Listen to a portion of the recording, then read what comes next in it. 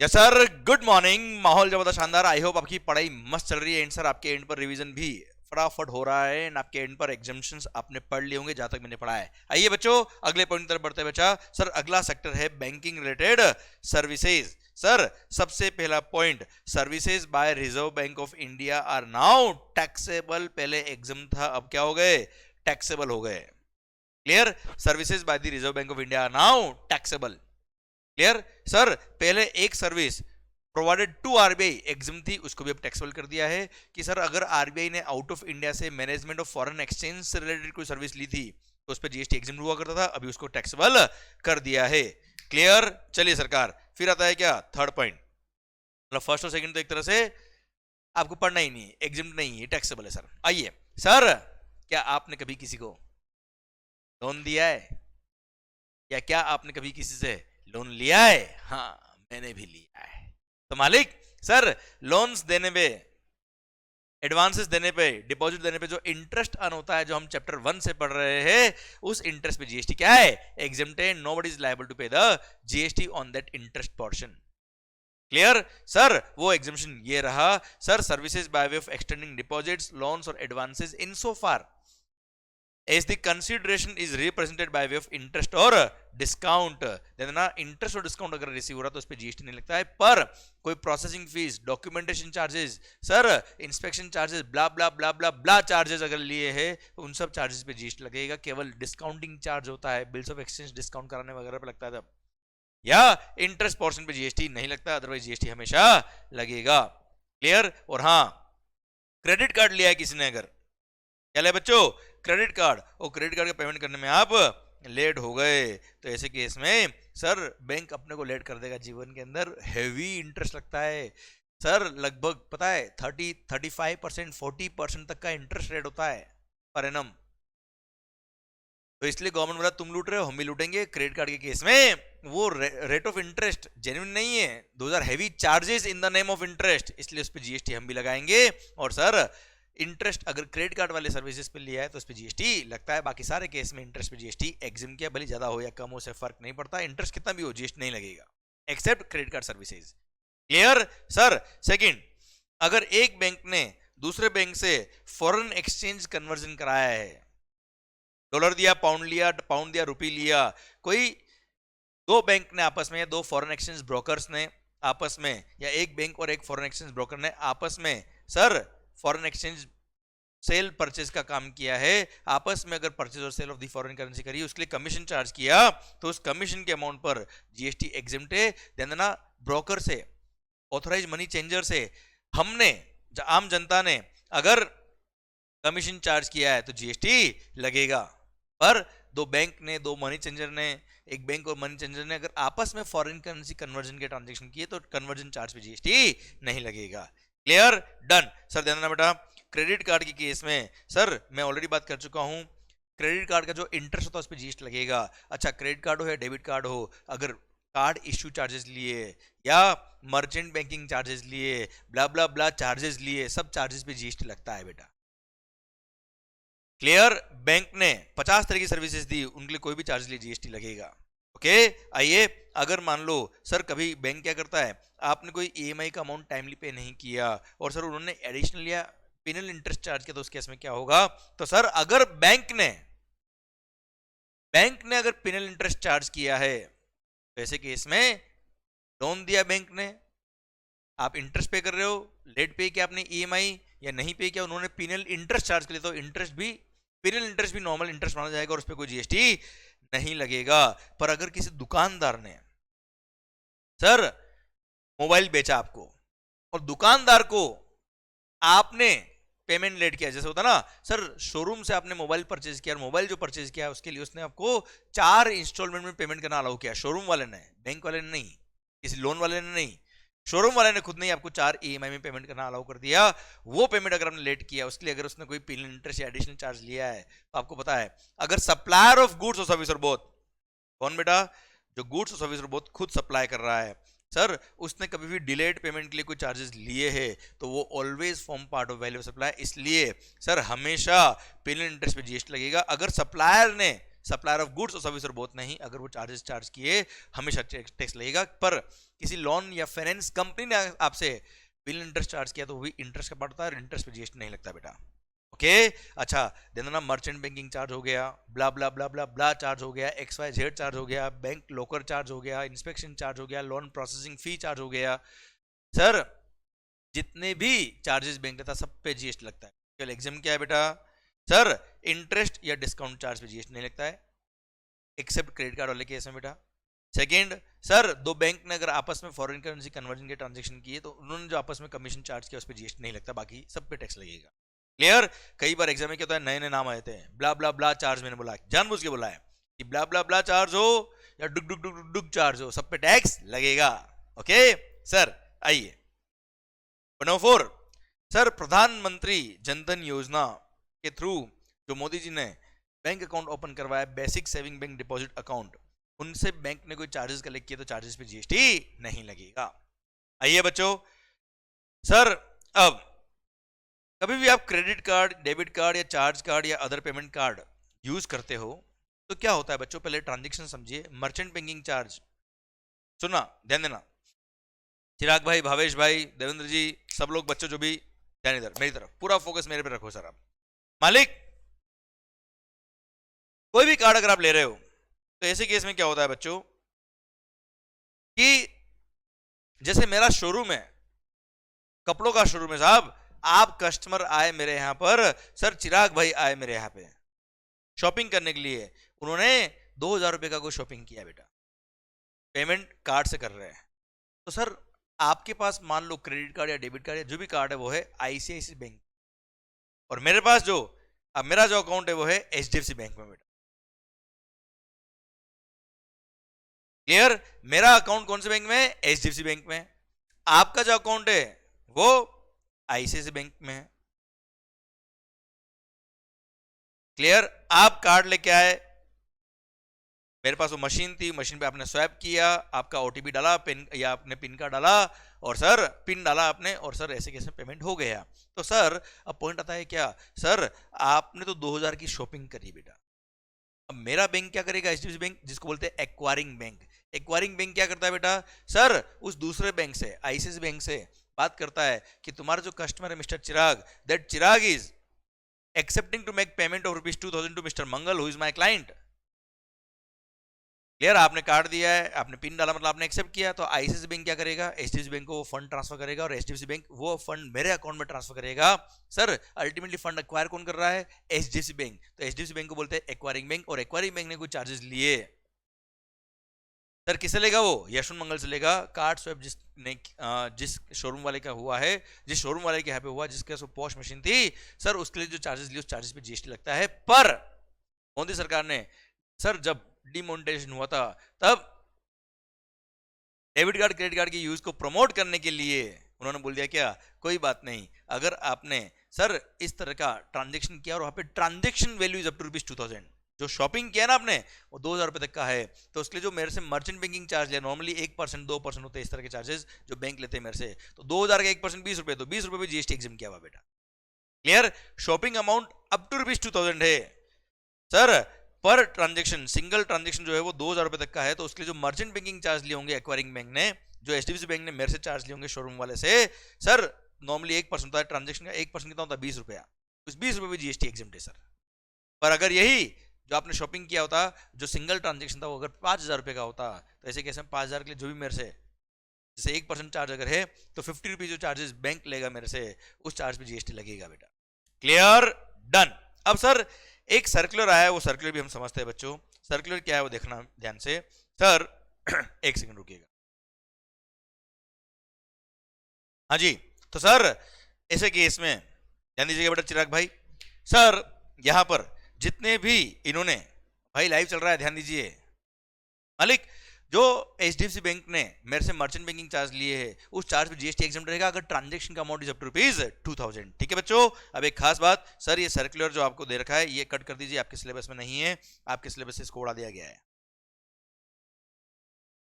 Okay चलिए, अरे sorry sorry sorry sorry, ये रहा, ये जो सर्कुलर दे रखा है इसको कट कर दीजिए, ये आपके सिलेबस से हट गया है बेटा। और अगर आपके पास जीएसटी पार्ट भी है तो जीएसटी पार्ट में से भी सर्कुलर को हटा दीजिएगा। जीएसटी पार्ट बुक नहीं है, समरी बुक है, उसमें से उड़ा दीजिए। ओके मालिक, चलिए सर अब आ रहा है क्या point number 6, services by the following persons in respective capacities. First, business facilitator और बिजनेस कॉरेस्पोंडेंट ने सर्विसेज दी है to a banking company with respect to accounts in its rural area branch, तो जीएसटी नहीं लगेगा। वापस से बोलता है बेटा मैं, सर अगर फॉलोइंग पर्सन ने, बिजनेस फैसिलिटेटर्स और बिजनेस कॉरेस्पोंडेंट ने, आई रिपीट, बिजनेस फैसिलिटेटर्स और बिजनेस कॉरेस्पोंडेंट ने सर अगर बैंक के रूरल एरिया ब्रांच के लिए सर्विसेज दी तो उसके लिए चार्जेस जो लिए उस पर जीएसटी नहीं लगेगा। सर क्या होता है, बैंक क्या करता है सर, रूरल एरिया के अंदर बैंकिंग सिस्टम को और स्ट्रॉन्ग करने के लिए सर वहां पे पूरा पूरा ब्रांच खोलना इज वेरी डिफिकल्ट, तो वो अपने एजेंट ओपन कर देते हैं, जिनको बोलता है आप जितना अकाउंट ओपन करवाएंगे उस पर आपको एक कमीशन मिलेगा। Sir cash deposit, cash withdrawal, sir ये सब काम वो बिजनेस फैसिलिटेटर या बिजनेस कॉरेस्पोंडेंट के थ्रू करवा सकते हैं अकाउंट होल्डर्स, उनको कमीशन मिलता है। तो जो कमीशन पे किया बैंक ने, वो बैंक की ब्रांच अगर रूरल एरिया की थी तो उस कमीशन के चार्ज पे जीएसटी एग्जम्प्ट हो जाएगा। Clear? Same way sir business facilitator या बिजनेस कॉरेस्पोंडेंट ने अपने अंडर एक एजेंट अपॉइंट कर दिया, अब agent is providing services to business facilitator या बिजनेस कॉरेस्पोंडेंट। क्लियर? उसके लिए कमीशन वो चार्ज करेगा एजेंट किससे, बिजनेस फैसिलिटेटर या बिजनेस कॉरेस्पोंडेंट से, तो सर उस पर भी जीएसटी एग्जम्प्ट रहेगा अगर वो रूरल एरिया वाली ब्रांच के लिए इंटरमीडिएट थे तो बेटा। ये सेम वे सर अगर इंश्योरेंस कंपनी के आप बिजनेस फैसिलिटेटर या बिजनेस कॉरेस्पोंडेंट हो इन दी रूरल एरिया तो ऐसे केस में भी चार्जेस पे जीएसटी नहीं लगेगा। जो भी बिजनेस फैसिलिटेटर या बिजनेस कॉरेस्पोंडेंट ने कमीशन लिया, अपनी फीस लिया है किससे, इंश्योरेंस कंपनी से, इन दी रूरल एरिया तो जीएसटी नहीं लगता बेटा। ओके मालिक, चलिए ये छोटा सा सेक्टर था एक बैंकिंग रिलेटेड सर्विसेज। आइए बच्चों सेम वे एक छोटा सा सेक्टर है कौन सा, इंश्योरेंस रिलेटेड सर्विसेज। अब इंश्योरेंस के केस में यहां पॉइंट नंबर 1 देखेंगे तो लगभग 18-19 सर यहाँ पे इंश्योरेंस पॉलिसीज है सर जिनके प्रीमियम के अमाउंट पे जीएसटी एग्जम्प्ट रखा है। अब सर यहाँ पे क्या है, ये वो एरियाज है, वो सेक्टर्स है जिसमें गवर्नमेंट को इंश्योरेंस को प्रमोट करना था, इसलिए उसके प्रीमियम को सस्ता करने के लिए उस पर जीएसटी एग्जम्प्ट कर दिया है। क्लियर? सर देखना ध्यान से, sir services of general insurance policies provided under the following schemes. First क्या है, हट इंश्योरेंस स्कीम, मतलब झोपड़ी। सरकार झोपड़ी के अंदर कौन रहता है बेटा, हट में कौन रहता है, गरीब आदमी। अब पहले से तो गरीब है, उसका वो इंश्योरेंस करा रहा है, प्रीमियम पे कर रहा है, उस पर 18% जीएसटी लगा दे यार, कहाँ का इंसाफ।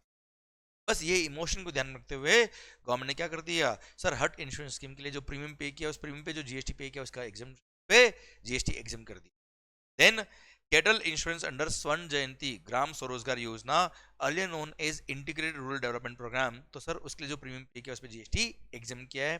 Then scheme for insurance of tribals, Janata personal accident policy and Gramin accident policy. नाम देखिए सर, नाम से समझ में आ रहा है कि यस ये नीडी पीपल के लिए सर। ओके सर, फिर group personal accident policy for self employed woman, agricultural pump set and failed well insurance, premium collected on export credit insurance. अब ध्यान देना बेटा, नंबर ऑफ पॉलिसीज इतनी है कि पढ़ते पढ़ते लास्ट में जाते लगता है जीवन खराब हो गया अपना। तो पर सर पहली बात तो ये, बहुत सारे स्टूडेंट सोचते हैं कि इसको याद करना है, नहीं याद करना है, आपको केवल ध्यान से रीड करना 2 बार, एग्जाम में क्लिक करेगा कि एग्जाम ठीक नहीं सर। अभी एक बार रीड करिए, मैं बता दूं एग्जाम्पल देके आपको। फिर restructured weather based crop insurance scheme approved by the Government of India and implemented by the Ministry of Agriculture, Jan Arogya Bima policy, Pradhanmantri Fasal Bima Yojana, pilot scheme on seed crop insurance, central sector scheme on cattle insurance, universal health insurance scheme, Rashtriya Swasthya बीमा योजना, coconut palm insurance scheme, प्रधानमंत्री सुरक्षा बीमा योजना, Nirbhaya health insurance scheme implemented by the trust which is constituted under the provisions of National Trust for Welfare of the Persons with Autism, Cerebral Palsy, Mental Retardation and Multiple Disabilities Act 1999 and sir West Bengal के अंदर बांग्ला शस्य बीमा योजना, जिसके अंदर waste Bengal government क्या करती है, खरीफ सीजन के अंदर जो क्रॉप होती है उसका इंश्योरेंस देती है, उसके प्रीमियम पे जीएसटी नहीं लगेगा। ठीक है, अभी सब नाम जब पढ़ते हैं अपने को पढ़ने के बाद लगता है जीवन बाद हो गया पता नहीं क्या, ऐसा नहीं बेटा, just be strong mentally. Reason being मैं आपको समझाता हूँ बेटा, बताइए कैटल इंश्योरेंस स्वर्ण जयंती ग्राम स्वरोजगार योजना, ग्राम स्वरोजगार योजना, कैटल इंश्योरेंस। बताइए जीएसटी एग्जिम्ट है कि नहीं है? एग्जिम्ट है सर। ग्रामीण इंश्योरेंस पॉलिसी, जनता एक्सीडेंट जनरल पॉलिसी, सर ध्यान दीजिए, यूनिवर्सल हेल्थ इंश्योरेंस स्कीम, प्रधानमंत्री फसल बीमा योजना, प्रधानमंत्री जीवन ज्योति योजना। सर ये ध्यान देना बेटा, ये सब नाम पढ़ते ही क्लिक करेगा एग्जाम है कि नहीं sir. Coconut palm insurance scheme, शस्य बीमा योजना, हाँ है ना भाई। सर ये सब के केस में जीएसटी एग्जाम्प्ट है। बताइए मुझे, stock insurance, fire insurance, marine insurance के नाम पढ़ा आपने? नहीं, ये टैक्सेबल है बेटा, ऐसे क्लिक करेगा आपको। Same way life insurance scheme, sir देखना ध्यान से, following scheme of life insurance are also exempt under GST. First क्या है? जनरल बीमा योजना, आम आदमी बीमा योजना, life micro insurance product is approved by IRDA having maximum amount of coverage of ₹2 lakh. मतलब लाइफ इंश्योरेंस कवरेज 2 लाख तक का है यार। मतलब कोई इंसान गया तो उसकी फैमिली को 2 लाख रुपए तक का पैसा मिलने वाला है। 2 लाख, जीवन की वैल्यू 2 लाख रुपए लगाई सर एक तरह से। मतलब प्रीमियम बहुत कम होगा, गरीब आदमी सा भी है, इसलिए वो प्रीमियम के अमाउंट पे जीएसटी एग्जाम किया बेटा। अगर यही लाइफ इंश्योरेंस कवरेज 3 लाख का होता, जैसे कि इसमें सर जो भी प्रीमियम आपने पे किया है इस इंश्योरेंस स्कीम के लिए, उस प्रीमियम पे जीएसटी क्या रहेगा? टैक्सेबल रहेगा। सर 2 लाख तक की इंश्योरेंस पॉलिसी होती लाइफ माइक्रो इंश्योरेंस प्रोडक्ट के केस में, तो जीएसटी एग्जाम रहता।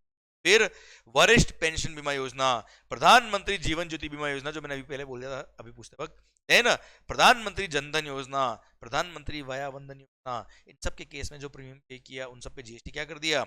एग्जाम कर दिया, सो दैट गरीब लोग भी अपनी फैमिली को सिक्योर करने के लिए इंश्योरेंस का फायदा उठा पाए बेटा। ये फिर देखिए सर, क्या सर ये जो ऊपर हमने प्रीमियम पढ़ा सर, अच्छा चलो एक और पॉइंट है सर, ऐसा कोई इंश्योरेंस स्कीम जिसका सारा का सारा प्रीमियम कौन पे कर रहा है? सेंट्रल गवर्नमेंट पे कर रहा है, स्टेट गवर्नमेंट पे कर रहा है, तो प्रीमियम पे जीएसटी एग्जाम्प्ट पढ़ना sir. Services provided to the central government, state government, union territory under insurance scheme for which total premium, entire premium is paid by the central government, state government और union territory. Sir जैसे होता है ना sir, कोई event हो रहा है, वहां बहुत सारे स्टूडेंट आने वाले हैं, सबका इंश्योरेंस किसने कराया? गवर्नमेंट ने कराया है, तो गवर्नमेंट को प्रीमियम जो चार्ज किया है इंश्योरेंस कंपनी ने, जीएसटी एग्जाम्प्ट बेटा।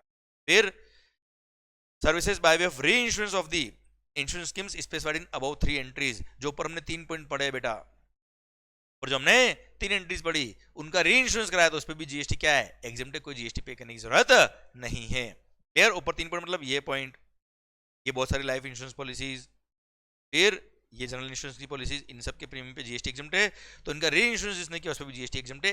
एक सर्कुलर आया जो पूछता है क्या रेट्रोकेशन सर्विसेज जो होती है क्या उस पर भी जीएसटी एग्जाम्प्ट होगा? तो रेट्रोकेशन मतलब री इंश्योरेंस है ना भाई, तो सर ऐसे केस में उस पर भी जीएसटी क्या रहेगा? एग्जाम्प्ट रहेगा। ये सर्कुलर ने क्लेरिफाई किया, पढ़ लीजिए। एज पर द IRDAI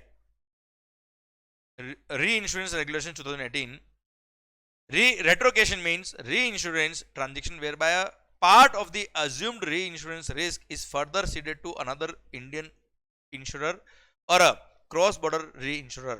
मतलब अकॉर्डिंगली क्या हो गया बेटा? ये reinsurance का reinsurance। Clear? Accordingly, it is hereby clarified that the term reinsurance includes retrocession services also, और reinsurance अगर above स्कीम में कराया आपने तो उसका जीएसटी क्या रहेगा? एग्जाम्प्ट रहेगा। ओके मालिक, चलिए फिर ये क्या? Services by way of collection of contribution under Atal pension योजना। सर अटल बिहारी वाजपेयी जी के नाम पर ये अटल पेंशन योजना गवर्नमेंट ने लॉन्च करी थी, उसमें जो भी कंट्रीब्यूशन आप दे रहे हो उस पर जीएसटी एग्जाम्प्ट है। सुनो बेटा, ये अटल पेंशन योजना क्या है, इसमें क्या फायदा है? मैं कोई एजेंट नहीं हूं ना, आपको एजेंट बनना है अभी के सर। इसमें बस ये ध्यान रखिए, जो भी प्रीमियम का अमाउंट है, जो भी कंट्रीब्यूशन का अमाउंट है, उस पर जीएसटी एग्जाम्प्ट है, बस ये ध्यान रखना आपको बेटा। फिर तो दैट आपका टाइम वेस्ट नहीं हो जाए बड़ा पढ़ते पढ़ते। Services by way of collection of contribution under any pension scheme of any state government is also exempt from GST।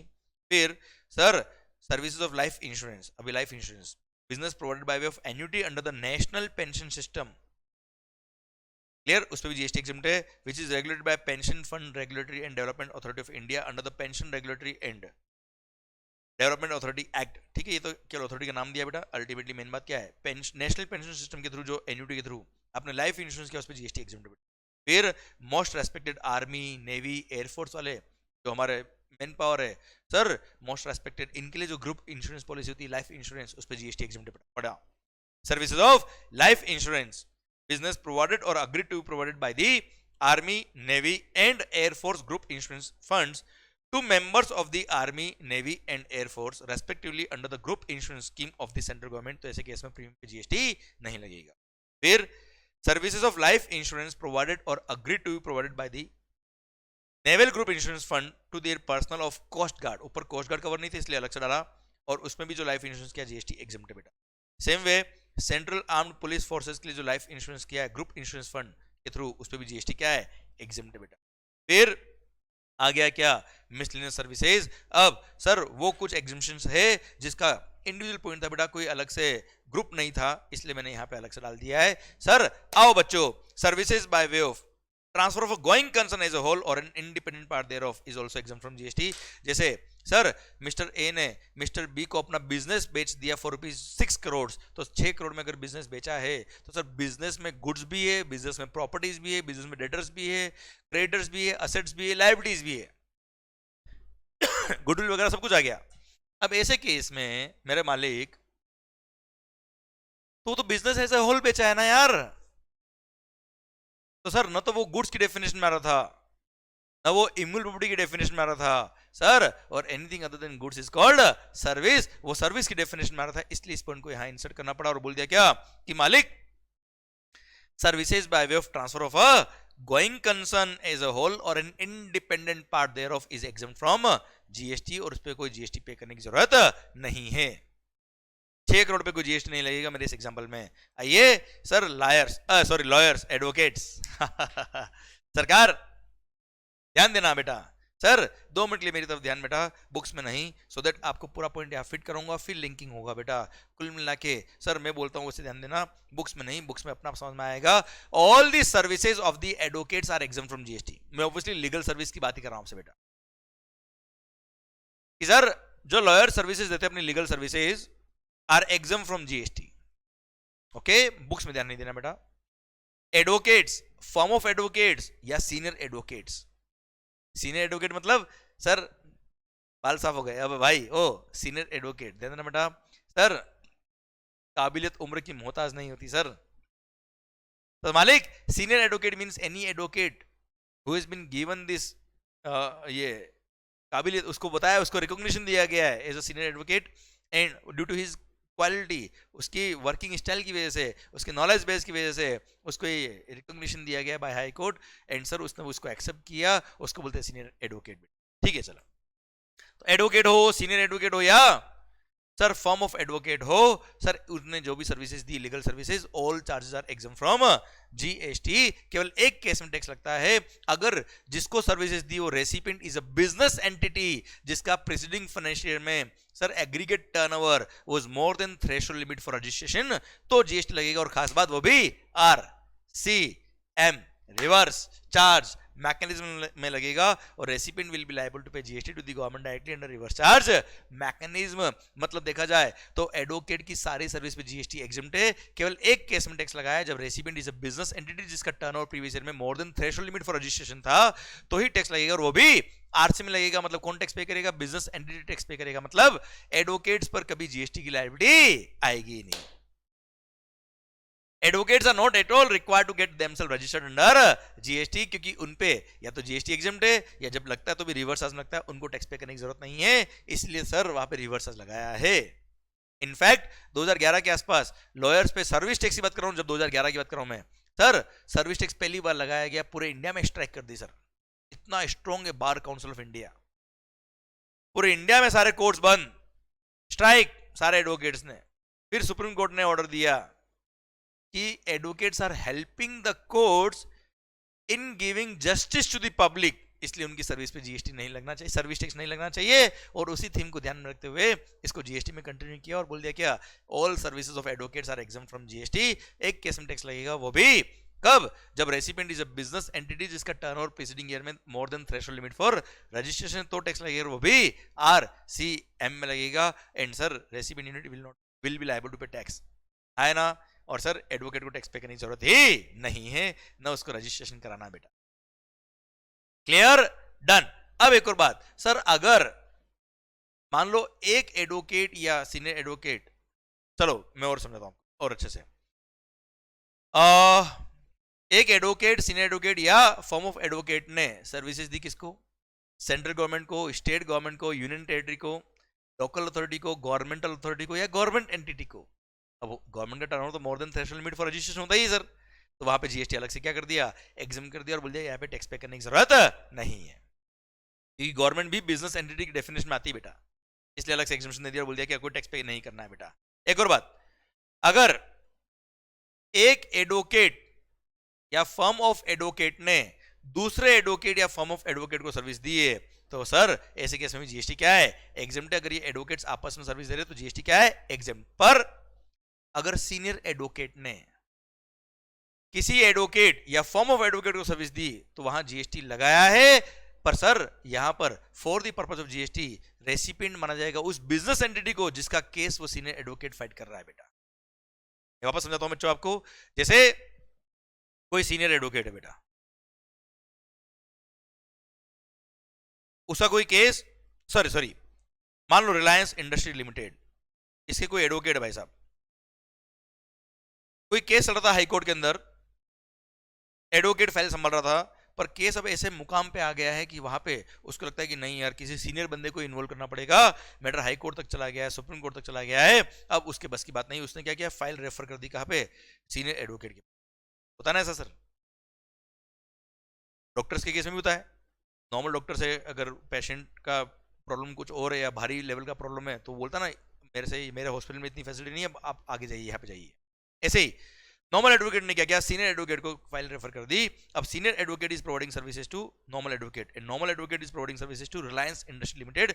अब यहां पर सीनियर एडवोकेट का जो बिल होगा उस पर जीएसटी लगेगा, पर for the purpose of GST recipient किसको मानेंगे, इस बिजनेस एंटिटी को मानेंगे, recipient will be Reliance industry limited इस एग्जांपल में, एंड सर उसको टैक्स पे करना पड़ेगा अंडर रिवर्स चार्ज मैकेनिज्म। इसलिए senior advocate is providing services to advocate, उसको जीएसटी लगाया, पर उसमें रेसिपिएंट किसको मानेंगे, रिलायंस इंडस्ट्री लिमिटेड को, उस क्लाइंट को, उस बिजनेस एंटिटी को रेसिपिएंट माना जाएगा जिसका प्रीवियस ईयर में टर्नओवर मोर देन थ्रेशोल्ड लिमिट था, एंड सर जिसका केस वो रिप्रेजेंट कर रहा है इन दी कोर्ट।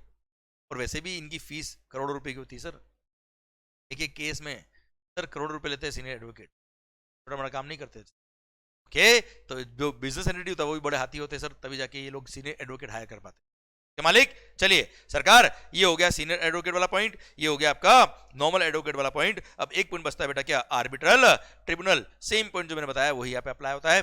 आर्बिट्रल ट्रिब्यूनल क्या होता है sir, out of the court settlement. Sir कुछ एडवोकेट्स मिलके अपना खुद का एक आर्बिट्रल ट्रिब्यूनल ओपन कर लेते हैं, जिसके अंदर ये लोग सारे एडवोकेट मिलके सर कोई डिसीजन लेते हैं, कोई जजमेंट देते हैं।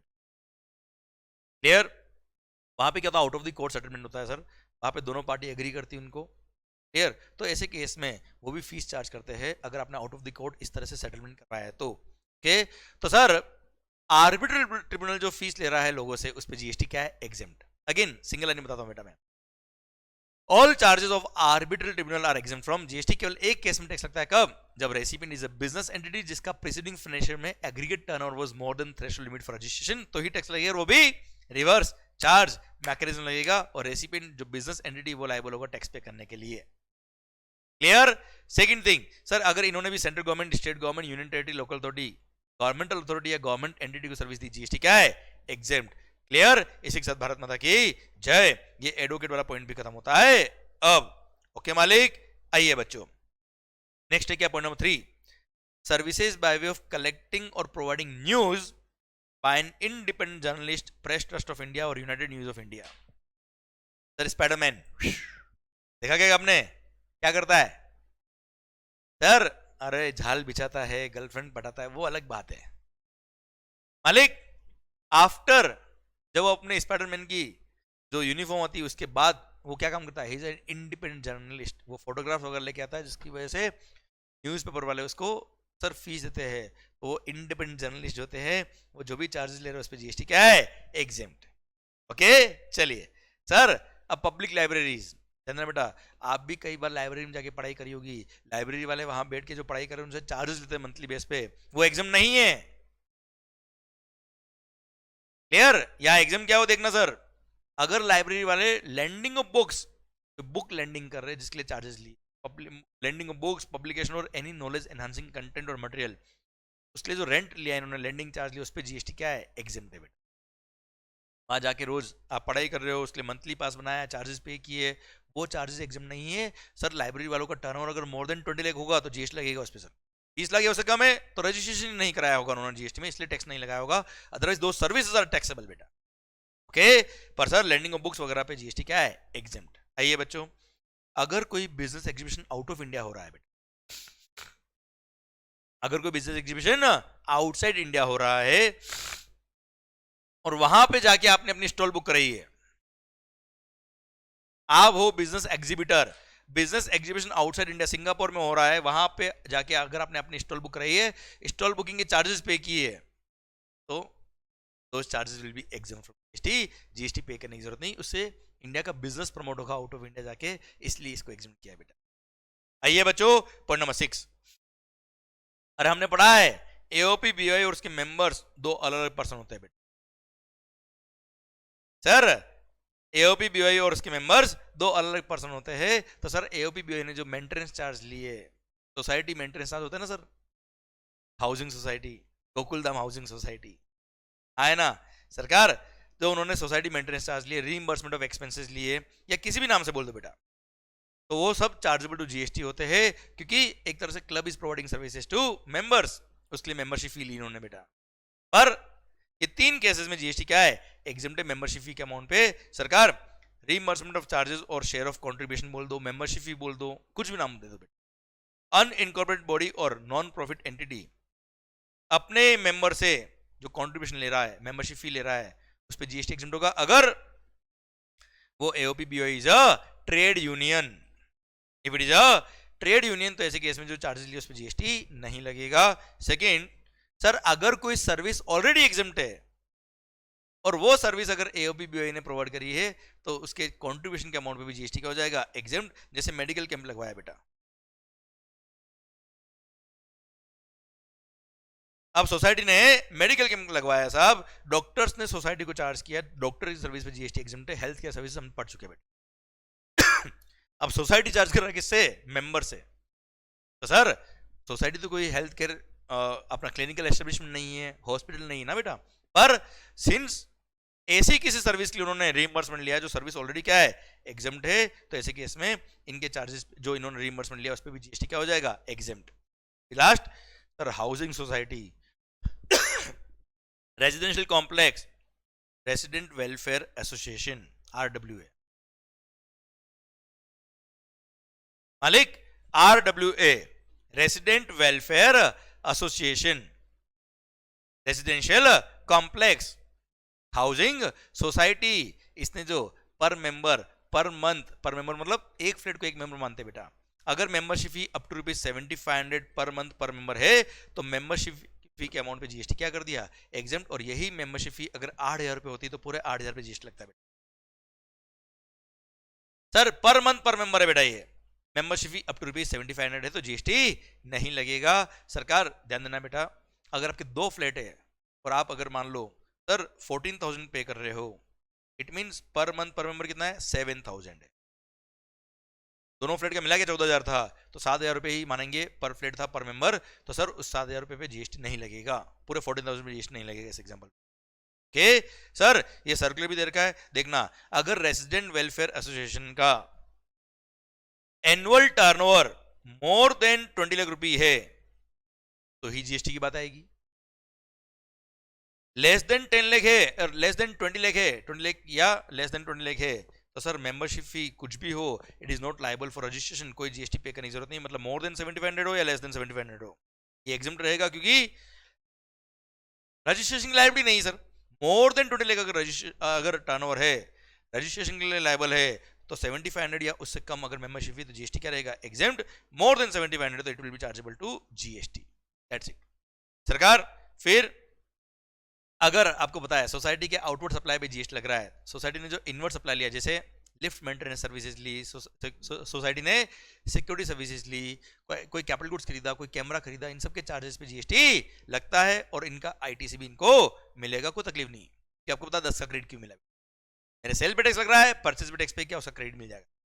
फिर दो या दो से ज्यादा फ्लैट है तो पर फ्लैट देखना है बेटा आपको, देख लिया मैंने, बता दिया एग्जाम्पल आपको। लास्ट सर अगर मान लो 9,000 रुपए मेंबरशिप फी है तो पूरे 9,000 रुपए जीएसटी लगेगा, क्लियर, ऐसा नहीं कि 7500 से जो ऊपर है उसी पे जीएसटी लगेगा, ऐसा नहीं है, पूरे 9000 पे जीएसटी लगेगा। ओके चलो सरकार, आइए पॉइंट नंबर 7। मालिक अगेन, हमारी मांगे पूरी करो, हमारी मांगे पूरी करो। तो सर इंडस्ट्रियल और एग्रीकल्चरल लेबर या फार्मर्स का जो एसोसिएशन होता है, जो एओपी बीओआई होती है सरकार, उनके लिए पॉइंट आया और बोल दिया क्या, services provided by an unincorporated body और a non profit entity registered under any law for the timing in force engaged in activities relating to welfare of industrial or agricultural farmer or laborers। तो sir इनका जो association बना हुआ है उसने जो भी मेंबरशिप फी ली, कितनी भी ली, जीएसटी क्या है, एग्जेम्प्ट। सेकंड सर, अब इंडिया की जितनी भी क्लब है, जितने भी एसोसिएशन बन सकते हैं, उन सबको यहाँ पे कवर करके बोल दिया क्या, अगर per year per annum membership fee is up to ₹1000 तो जीएसटी क्या है, एग्जेम्प्ट है। अब देखना सर, वो एओपी किस लिए बनी हुई है, for promotion of trade, commerce, industry, agriculture, art, science, literature, सब कवर हो गया बेटा। फिर culture, sports, education, social welfare, charitable activities and protection of environment to its own members against consideration in the form of membership fee up to an amount of ₹1000 per member per year, तो GST नहीं लगेगा। मतलब सारे AOP BOI सब इसमें। Okay done. आओ बच्चों, sir अब कुछ पॉइंट और बचे बेटा। सरकार ध्यान देना बेटा, आपने नाम सुना होगा gift city Gujarat, gift city Gandhinagar Gujarat. Sir ये multi services SEZ, sir India को एक बहुत बड़ा फाइनेंशियल हब बनाने के लिए हिंदुस्तान कई सारे प्रयास कर रहा है। उसमें one of the action is gift city Gandhinagar Gujarat, जिसको मल्टी सर्विसेज एसईजेड बनाया गया है, जहां से फाइनेंशियल सर्विसेज प्रोवाइड करते हैं इंडिया के लोग आउट ऑफ इंडिया वाले क्लाइंट्स को। तो sir those are intermediates of financial services. तो बोल दिया क्या, मल्टी सर्विसेज एसईजेड में जो भी इंटरमीडिएट्स ऑफ फाइनेंशियल सर्विसेज है, वो लोग जो सर्विसेज अपने इंटरनेशनल क्लाइंट को दे रहे हैं, उसके लिए जो फीस लिया होगा उन्होंने, उस पर जीएसटी क्या कर दिया, एग्जाम कर दिया। जैसे पोर्टफोलियो मैनेजमेंट सर्विसेज हो गई, फंड मैनेजमेंट हो गया, क्लियर, ग्लोबल टैक्स मैनेजमेंट हो गया, ये सब सर्विसेज जो ये लोग देते हैं उस पर जीएसटी एग्जाम किया, पढ़ना बेटा। Services by an intermediary of financial services located in multi-services SEZ having a IFSC status, International Financial Service Center status दिया हुआ है उनको, मल्टी सर्विस SEZ में जो लोकेटेड उनको। इन्होंने सर्विसेज दी to a customer located outside India for international financial services in currencies other than Indian rupees. तो जो फीस इन्होंने ली उस पर जीएसटी नहीं लगेगा। एग्जाम्पल के लिए मैंने लिख दिया gift city Gandhinagar Gujarat. Example of services जो मैंने बोला, portfolio management services, asset management services, wealth management services, global tax management services etcetera. ये एग्जांपल से केवल आपको समझाने के लिए, जिनके चार्जेस पर जीएसटी क्या है, एग्जेम्प्ट है बेटा। क्लियर, इसी के साथ भारत माता की जय पॉइंट खत्म होता है। अब एंड सर आइए notes, the above services are exempted from CGST, SGST and IGST by virtue of notifications issued under respective acts। Clear sir, जो LLP है तो ध्यान देना बेटा, जहां जहां भी पूरे एग्जामिनेशन लिस्ट में पार्टनरशिप फर्म काम आया है वहां LLP भी रेफर किया जाएगा।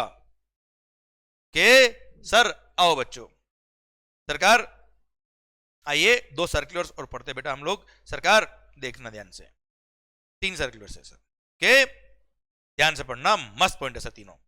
सबसे पहला पॉइंट, गेस्ट एंकर्स। आपने देखा होगा टीवी चैनल्स पे सर कई बार डिबेट शो होते हैं, कई सारे ऐसे शो होते हैं जिसपे अच्छे से एंकर्स को बुलाया जाता है सो दैट वो अपना पॉइंट ऑफ व्यू रख पाए और पब्लिक के साथ शेयर कर पाए। तो जो गेस्ट एंकर्स होते हैं those are not employ of the news channel. जो एम्प्लॉय होते हैं बेटा एंकर्स वगैरह, उनको जो सैलरी मिलता है वो तो सप्लाई ही नहीं है। अब गेस्ट एंकर्स को जो ये कंसिडरेशन दे रहे हैं, जिसको ऑनरेरियम बोल दो, कोई भी फीस बोल दो बेटा। क्लियर, तो it's a professional fee charge by guest anchors to the news channels. Sir हमने पूरा मेगा एग्जामिनेशन लिस्ट पढ़ लिया, कई एग्जामिनेशन नहीं मिला, it will be chargeable to GST. बात खत्म बेटा। क्लियर, हाँ अगर उस गेस्ट एंकर का खुद का ही aggregate turnover is up to ₹20 lakh, तो ऐसे केस में वो लायबल फॉर रजिस्ट्रेशन नहीं है, इसलिए उसको टैक्स पे नहीं करना, एक अलग बात है sir. Otherwise service is taxable बेटा। के चलिए सर, फिर liquidated damages, compensation and penalty arising out of the breach of contract और other provisions of the law, उसके लिए सर्कुलर है। बड़ा सुंदर सर्कुलर है सरकार, बड़ा अच्छा सर्कुलर है, इसका इफेक्ट है इंडस्ट्री के अंदर, बड़ा काम का सर्कुलर है मालिक। क्या बोलता है ये सर मैंने आगे शेड्यूल 2 जब पढ़ाया था तब मैंने बोला था कि मेगा एग्जीबिशन के एंड में सर्कुलर आके बताऊंगा, बड़ा सुंदर बहुत काम का इंडस्ट्री के अंदर ये वाला पॉइंट है। Sir agreeing to the obligation to refrain from an act, to tolerate an act और अ सिचुएशन और to do an act is a supply of service, जिसको शेड्यूल 2 में सप्लाई के स्कोप में डाला हुआ है शेड्यूल 2 के हिसाब से। सर आया ना? अब क्वेश्चन आता है क्या, as per schedule number 2 para number 5 clause number E ये सप्लाई ऑफ सर्विस है, पर आपको पता है शेड्यूल 2 के अंदर कोई भी ट्रांजैक्शन सप्लाई ऑफ सर्विस या सप्लाई ऑफ गुड्स तभी कहलाएगा जब वो सेक्शन नंबर 7 सबसेक्शन 1 के हिसाब से सप्लाई होना चाहिए। अगर कोई ट्रांजैक्शन सप्लाई की डेफिनेशन में आएगा तो ही तो शेड्यूल 2 की बात आएगी, और सप्लाई की डेफिनेशन कब आएगा, जब सेक्शन नंबर 7 सबसेक्शन 1 में कवर होगा। Section number 7 subsection 1 close number A बोलता है क्या, supply should be for a consideration. ध्यान से सुनना बात को sir, supply should be for a consideration, consideration होगा तो सप्लाई होगा, कंसीडरेशन नहीं होगा तो सप्लाई नहीं होगा। नाउ पॉइंट कम्स क्या कि सर क्या आपने कोई लॉ वायलेट किया है, ट्रैफिक रूल्स आपने वायलेट किए, पुलिस वालों ने आपको पकड़ा सर और आपसे फाइन चार्ज किया। आप मुझे बताओ जो फाइन आपने गवर्नमेंट को पे किया है, क्या आपने कोई फीस पे करी है? गवर्नमेंट ने कोई सर्विस दी आपको जिसकी वजह से आपने फीस पे करा है? आप मुझे बताओ, आपने कोई कानून तोड़ा है उसके लिए कोई फाइन पेनल्टी पे किया है, क्या गवर्नमेंट को आपने फीस दिया है कि ठीक है सर आपने गवर्नमेंट ने एक तरह से कानून आपने तोड़ा है, कानून उसको सहन करने की सर्विसेज आपको दी, इसके लिए आप फीस दे रहे हो? Is it a fee? No, never. It's a fine penalty which is compulsory required to be paid by you, अगर आपने कोई इस तरह का लॉ वायलेट किया है तो बेटा। तो आपसे मनी रिकवर किया है and purely giving the money does not mean कि ये ऑलवेज कंसिडरेशन ही है। So there should be a contractual obligation between supplier and recipient.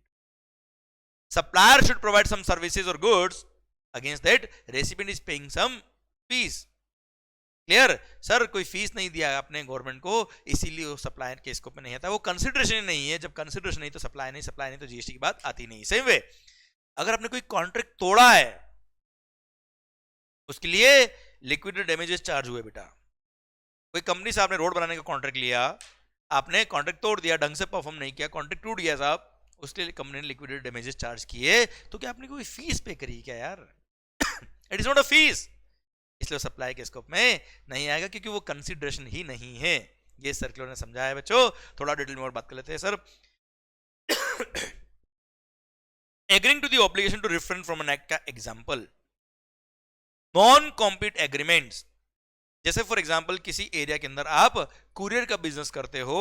अब कुरियर का बिजनेस आप करते हो, आपने सर अच्छा बिजनेस जमा रखा है, उस एरिया के अंदर मैं भी कुरियर का बिजनेस स्टार्ट करने वाला हूं, आपको इन्फॉर्मेशन मिल गई, आपने मुझे बोला भाई मंगल 10 लाख रुपए रख साल के, तू इधर बिजनेस मत करिए वाला, क्योंकि तू अगर इस बिजनेस में आया इस एरिया का बिजनेस हमारा डिस्टर्ब कर देगा। आपसे मैंने नॉन कॉम्पीट फीस 10 लाख रुपए लिया है, यस मैंने एग्री किया to refrain from an act for a consideration. वो कंसीडरेशन है बेटा, कोई फाइन पेनल्टी नहीं है sir. Yes it will be chargeable to GST और उस पर जीएसटी लगेगा। क्लियर? सेम वे एक और एग्जांपल देता हूं बेटा मैं। जैसे कोई बिल्डर है बेटा, बिल्डिंग बना रहा है, मान लो 15 फ्लोर का उसको परमिशन मिला हुआ है बिल्डिंग बनाने का, पर आसपास के जो एरिया के लोग हैं वो उसको बोलते हैं क्या बिल्डर तू केवल 10 फ्लोर ही बना, 15 फ्लोर मत बना, जो 5 फ्लोर है वो मत बना। बिल्डर बोलता है भाई समाज सेवा करने पैदा हुआ क्या, 5 फ्लोर नहीं बनाऊं मेरी कमाई कैसे निकलेगी? सर आसपास के लोगों ने बोला ये ला 10 करोड़ रुपए, बस 10 CR उसको पे किया सर, और उसने बोला ठीक है साहब नहीं बनाएंगे नेक्स्ट 5 फ्लोर, सो दैट आसपास के एरिया के लोगों को सब फ्रेश एयर मिल पाए, सनलाइट मिल पाए, सब कुछ हो पाए। सर 10 करोड़ जो बिल्डर ने एग्री किया to refrain from an act is a supply of service और उस पर जीएसटी लगेगा। ओके सर, सेम वे ऐसे बहुत सारे एग्जांपल हो सकते हैं बेटा। सेम वे अब सेकंड देखिए, agreeing to the obligation to refrain from an act एक पार्ट हो गया बेटा। Second to tolerate an act, ये रहा agreeing to the obligation to tolerate an act और अ सिचुएशन। सर टॉलरेट करने के पैसे मिले, चार्जेस पे जीएसटी लगेगा, है ना। फॉर एग्जांपल किसी रेजिडेंशियल सोसाइटी में कोई स्कूल है सर जहां पे मॉर्निंग इवनिंग में प्रेयर होती है सर, हाँ जहां मॉर्निंग इवनिंग सर मॉर्निंग में प्रेयर होती है सर, और वहां पे उस एरिया में लाउड स्पीकर बजाना बंद है सर, पर स्कूल को प्रेयर करनी है साहब, स्पीकर पे करनी है सर। तो स्कूल ने आसपास सोसाइटी वालों से बात किया, आप प्लीज टॉलरेट करेंगे? सोसाइटी ने बोला हम 10 लाख रुपए लेंगे साल के। स्कूल ने बोला डन। सो सोसाइटी ने टॉलरेट करने के लिए 10 लाख रुपए लिए। Yes it is also supply of service, GST लगेगा, ये कोई फाइन पेनल्टी नहीं है सर, एग्री किया हुआ है, कॉन्ट्रेक्चुअल ऑब्लिगेशन है। सेम वे मेरी दुकान के बाहर कोई पानीपुरी की स्टॉल लेके खड़ा है वो मेरे से परमिशन ले रहा है कि साहब मैं आपकी दुकान के बाहर पानीपुरी की स्टॉल लगा दूं क्या? मैंने बोला साहब मेरी दुकान के बाहर नहीं, मेरे कस्टमर डिस्टर्ब होते हैं। उसने बोला 10,000 रुपये मंथली दूंगा। मैंने कहा डन 10,000 की मेरी कमाई नहीं सर महीने की। तो सर उसने बाहर खड़े रहने के 10,000 रुपये दिए मेरे को क्यों? मैंने एग्री किया टू टॉलरेट एन एक्ट, उसकी दुकान को मैं टॉलरेट करूंगा मेरे रोज मॉर्निंग में, इज सप्लाई ऑफ सर्विस, और यस जीएसटी लगेगा। क्लियर? एक और example, agreeing to the obligation to do an act. Sir जैसे कोई रेजिडेंट सोसाइटी है बेटा, उसके आसपास कोई इंडस्ट्रियल यूनिट है, फैक्ट्री है सर, उसने पॉल्यूशन इक्विपमेंट लगा रखा है अपनी फैक्ट्री के अंदर सो दैट पॉल्यूशन कम हो, और वो लगा रखा है उससे लिमिट के अंदर ही पॉल्यूशन होता है जो अलाउड है। पर सोसाइटी वालों ने बोला नहीं, we need zero emission. Industry वालों ने बोला भाई साहब मैं तो जो लिमिट में उतना काम कर सकता हूँ, जीरो नहीं कर सकता। सोसाइटी ने बोला हम तो 10 लाख रुपए देंगे साल के। बोला डन। वो ऐसी आउट ऑफ इंडिया से मशीन लेके आया जिससे पॉल्यूशन जीरो हो गया। 10 लाख रुपए में उसने एग्री किया कि जीरो एमिशन हो जाएगा साहब। Again sir agreeing to the obligation to do an act is also supply of service, और उस पे जीएसटी लगेगा। क्लियर? तो यहां पे क्या हो रहा है, एक contractual obligation between supplier and recipient for a consideration काम हो रहा है। अब सर आपने क्या किया, कोई कॉन्ट्रैक्ट तोड़ा, ब्रीच ऑफ कॉन्ट्रैक्ट हुआ, उसके लिए कोई लिक्विडेट डैमेजेस चार्ज किया, कोई पेनल्टी चार्ज किया क्योंकि आपने लॉ वायलेट किया, आपने पॉल्यूशन नॉर्म्स वायलेट किए या कोई दूसरा कानून तोड़ा, उसके लिए पेनल्टी चार्ज हो गया। सर अगर मान लो आप माइनिंग का काम करते हो, आपको एक लिमिटेड एरिया में बोला कि इतना ही एरिया माइनिंग करना, आपने अंदर अंदर इतनी खुदाई कर दी, इतना माइनिंग कर दिया, पूरा एरिया सर साफ कर दिया आपने, सर उसकी वजह से आपको कोई फाइन चार्ज कर दिया, पेनल्टी चार्ज कर दिया बेटा। क्लियर? आपका एम्प्लॉयमेंट कॉन्ट्रैक्ट था 5 साल का, एम्प्लॉयर ने बोला था 5 साल तक छोड़ के मत जाना, तुम पे बहुत खर्चा कर रहा हूं मैं, अगर छोड़ के गए तो 10 लाख रुपए आपको सर कॉन्ट्रेक्चुअल फीस देना पड़ेगा।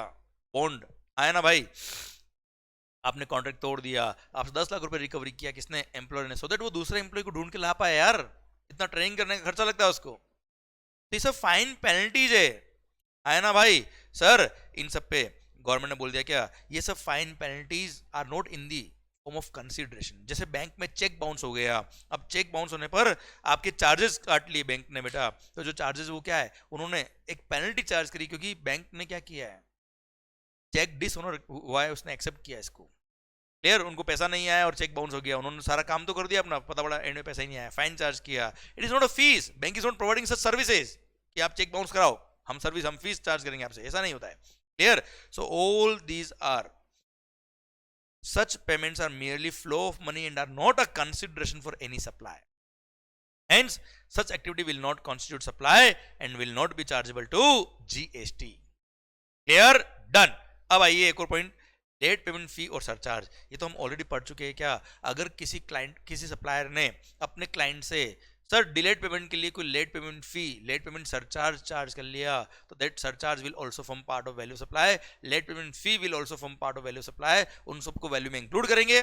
और सर जो सप्लाई किया है उस पर जीएसटी लगता होगा तो लग जाएगा, एग्जम्प्ट तो नहीं लगेगा सर। जैसे सर लाइट का बिल है, सर लाइट के बिल पे जीएसटी नहीं लगता बेटा, आपने लाइट का बिल लेट जमा कराया, उसके लिए एक्स्ट्रा चार्ज ले लिए, तो वो भी कंसिडरेशन का पार्ट बन गया। अब लाइट बिल पे जीएसटी नहीं लगता तो उस लेट चार्ज पे भी जीएसटी नहीं लगेगा। क्लियर? मैंने मार्कर बेचा है, पेंसिल बेची है, लेट पेमेंट आपने किया है, सर मैंने डिलेट पेमेंट चार्जेस आपसे ले लिए, तो मार्कर की वैल्यू का पार्ट बन जाएगा। अब मार्कर पे जीएसटी लगेगा तो उस पर भी जीएसटी लग जाएगा बेटा। ओके चलिए सरकार, तो it should be assessed at the same rate as the principal supply, जो मेन सप्लाई है उसी में क्लासिफाई कर देंगे सर। फिर fixed capacity charges for power. क्या होता है सर, इलेक्ट्रिसिटी सप्लाई जब होती है सर, उसमें देखना एक तो वेरिएबल चार्ज होते हैं सर, जितनी यूनिट आपने कंज्यूम करी उतना चार्जेस, और एक होता है फिक्स चार्ज, कि आप लाइट कंज्यूम करो मत करो इतना तो चार्ज लगेगा लगेगा। तो ये कोई पेनल्टी नहीं है यार, मिनिमम लोड चार्जेस है, क्योंकि इलेक्ट्रिसिटी कंपनी अल्टीमेटली आपको पूरा कनेक्शन दे रही है, लाइट सप्लाई कर रही है सर। तो मिनिमम चार्जेस फॉर पावर जो होते हैं, फिक्स्ड कैपेसिटी चार्जेस होते हैं, ये कोई फाइन पेनल्टी नहीं होता है। It is a normal consideration which is paid to supply the goods, supply the electricity. तो इसमें सेल ऑफ इलेक्ट्रिसिटी में क्लासिफाई होगा, पेनल्टी फाइन में क्लासिफाई नहीं होगा। और सेल ऑफ इलेक्ट्रिसिटी पे जीएसटी एग्जेम्प्ट है, तो इन फिक्स्ड कैपेसिटी चार्ज पे भी जीएसटी नहीं लगेगा। Last, cancellation charges. जैसे फ्लाइट का टिकट हो गया सर, या आपका ट्रैवल का कोई भी टिकट हो गया, या आपने होटल में कोई रूम बुक कराया और अल्टीमेटली बाद में क्या कर दिया, कैंसिल। तो ऐसे केस में कैंसलेशन चार्ज जो लिए, it is a supply of service, ये कोई फाइन पेनल्टी नहीं है सर।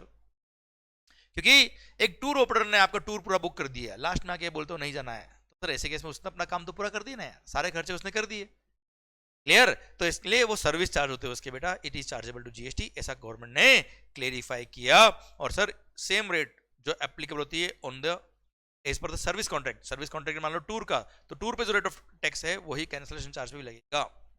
ओके, चलिए सरकार, सर ये सर्कुलर खत्म होता है।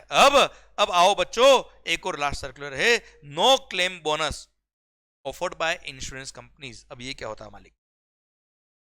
एनसीबी नो क्लेम बोनस, मैं तुम्हें समझाता हूं बच्चों। फॉर एग्जाम्पल, आपने किसी, या लिखता हूं चलो,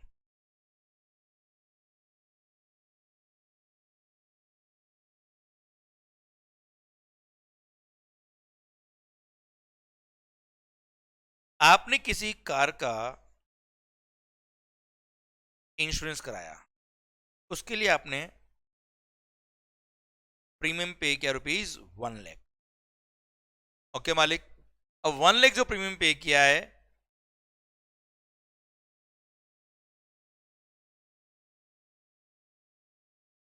इस पे जीएसटी लगेगा। कार का इंश्योरेंस, उसका प्रीमियम पे जीएसटी लगेगा। ओके मालिक, अब सेकेंड ईयर में क्या होता है, आपने 1 साल का इंश्योरेंस कराया बेटा। सेकेंड ईयर में जब उसी कार का आप री इंश्योरेंस कराते हो, क्या कराते हो बेटा? री इंश्योरेंस। तो अब मान लो प्रीमियम में कितना बेटा? 90,000। 90,000 क्यों? क्योंकि कार का भी डेप्रिसिएशन होता है बेटा, तो इंश्योरेंस का अमाउंट भी कम हो जाएगा बेटा। अब इसमें इंश्योरेंस कंपनी क्या करती है बेटा, कि जैसे आपने लास्ट ईयर प्रीमियम पे किया 1,00,000 और आपने कोई क्लेम नहीं लिया, आपने इंश्योरेंस कराया था क्यों? कि कल को कुछ कार का एक्सीडेंट वगैरह हो जाता है, कार को कोई डैमेज होता है, तो वो इंश्योरेंस में कवर हो जाए और हमको पैसे मिल जाए। पर ऐसा कुछ हुआ ही नहीं, तो सर आपने कुछ क्लेम लिया ही नहीं। क्लेम नहीं लिया तो आपका दिल दुखता है, 1,00,000 रुपए खर्चा हुआ और हमको कुछ मिला भी नहीं सर। तो उसके एवज में इंश्योरेंस कंपनी क्या बोलती है कि नेक्स्ट ईयर जब आप प्रीमियम अपनी कार का इंश्योरेंस रिन्यू कराओगे, तब हम आपको कुछ डिस्काउंट दे देंगे, जिसको बोलते हैं क्या? No claim bonus. 5,000 रुपए का नो क्लेम बोनस दिया उन्होंने। तो वो क्या करते हैं बेटा, कि अगर आपने पिछले साल कोई इंश्योरेंस क्लेम नहीं लिया था, तो हमारा कुछ खर्चा नहीं हुआ, तो हम 5,000 रुपए का आपको डिस्काउंट दे देंगे इन द नेक्स्ट ईयर का रिन्यूअल ऑफ द इंश्योरेंस, जो आता है 5,000 रुपए। सर आपसे अल्टीमेटली 85,000 ही क्या लिया, नेट प्रीमियम चार्ज किया 85,000। अब क्वेश्चन क्या है इसके अंदर, दो इश्यू आए। फर्स्ट इश्यू, ये जो 5,000 रुपए है, क्या इसको ये मानेंगे कि सर आपने एक तरह से इंश्योरेंस कंपनी ने आपको फीस दी 5,000 रुपए की, क्यों? क्या आपने कोई क्लेम नहीं लिया?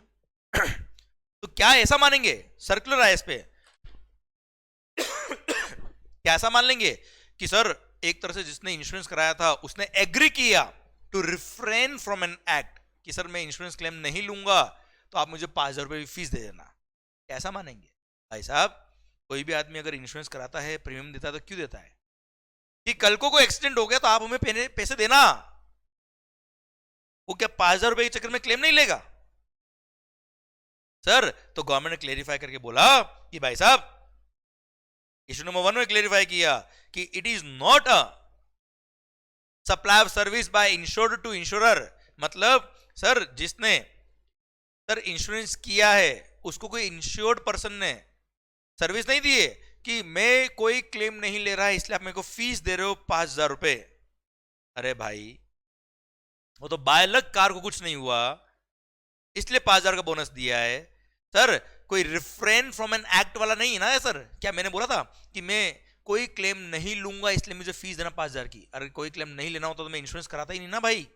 इसलिए sir 5,000 rupee can never be considered as supply of service for refraining from an act to claim the insurance claim. Right, insurance claim नहीं लेना होता तो मैं इंश्योरेंस कराता ही क्यों? जो तो इंश्योरेंस क्लेम लेना है, कल को कुछ हो गया तो इंश्योरेंस क्लेम लेना है, तभी तो मैंने इंश्योरेंस कराया। इसलिए this 5,000 can not be considered as sir a kind of charges for not claiming the insurance claim. Clear sir? इसलिए कोई चार्जेस नहीं है।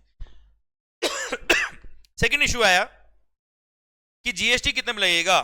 जो सेकंड ईयर का इंश्योरेंस प्रीमियम आपने पे किया है, जीएसटी 90,000 पे लगेगा या 85,000 पे लगेगा? तो सर अगेन डिपार्टमेंट ने क्लेरिफाई किया कि what is the value of supply. Value supply मतलब जो आपने प्राइस कस्टमर से चार्ज करी है। आप मुझे बात करो सर, एक तरह से नो क्लेम बोनस क्या है? अ काइंड ऑफ डिस्काउंट ना यार। और हमने पढ़ा हुआ है सेक्शन 15 सबसेक्शन 3, डिस्काउंट की वैल्यू में से एक्सक्लूड होता है क्लोज नंबर ए में डिस्काउंट, कि सर अगर आपने discount at the time of supply he pass on कर दिया कस्टमर को, बिल पे रिकॉर्ड किया अलग से, क्लियर, और कस्टमर को उसका बेनिफिट पास ऑन हुआ है, तो नेट जो प्राइस चार्ज करी है उसी को वैल्यू ऑफ सप्लाई बोलते हैं सर। और 85,000 पे ही जीएसटी लगेगा। क्लियर? तो गवर्नमेंट ने क्लेरिफाई किया कि यस बिल्कुल सही है, 85,000 जो मेरे इस एग्जांपल में है वही क्या है? वैल्यू ऑफ सप्लाई है और उसी पे जीएसटी लगेगा।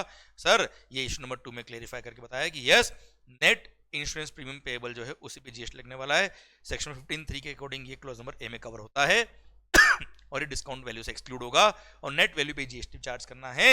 और इसी के साथ भारत माता की जय। और इसी के साथ पूरा mega examination list along with the all relevant points खत्म होता है। अब हाँ, सीएमए के जो स्टूडेंट्स हैं उनके लिए कुछ एडिशनल पॉइंट्स है जिसके लिए मैं अलग से लेक्चर आपके लिए दे रहा हूं, जिसके अंदर आपको सेपरेट जो एडिशनल पॉइंट है वो भी कवर हो जाएंगे। ओके, और आपके एडिशनल नोट्स में पॉइंट मैंने कवर कर रखे बेटा। इसी के साथ भारत माता की जय। अब एक सब बच्चों के लिए मैंने एक प्यारा सा मैसेज लिखा है। क्या लिखा है बेटा? Don't limit your challenges, challenge your limits. बच्चों this is the high time to study. Don't limit your challenges. Sir ना आपके सामने जो चैलेंज आते हैं सर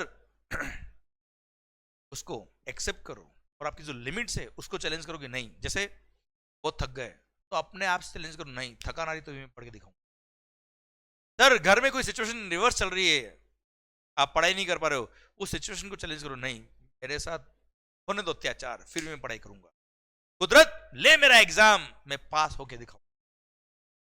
कुदरत मेरे को कर परेशान, डाल मेरे पे परेशानी। सर मेरे पे बहुत सारे लिमिटेशन डाल दे पर कोई बात नहीं, फिर भी मैं करके दिखाऊंगा और जीत आपकी होगी, क्योंकि believe in yourself, everything is possible. Clear सरकार? इसी के साथ भारत माता की जय। आज का लेक्चर यही स्टॉप करता हूं बच्चों। यहां तक जो मैंने पढ़ाया है एग्जामिशंस वो आपके एंड पे होने चाहिए बेटा। क्लियर?